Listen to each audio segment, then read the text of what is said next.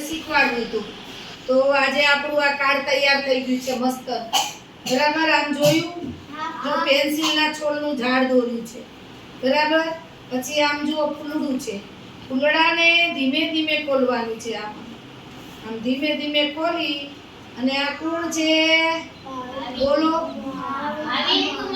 બરાબર, જો આ એમનું નામ સરસ રીતે લખ્યું છે ને આ બધા છે ને સારા સારા સુવિચાર લખ્યા છે. પછી આને વાળવું છે આપણે આમ, તમે જોજો. પછી આમ, પછી એ આમ, જોજો, ધ્યાન આપજો. પછી આમ, પછી આમ, પછી આમ, પછી એ આમ અને આમ. પાછું ફૂલડું આપણું તૈયાર.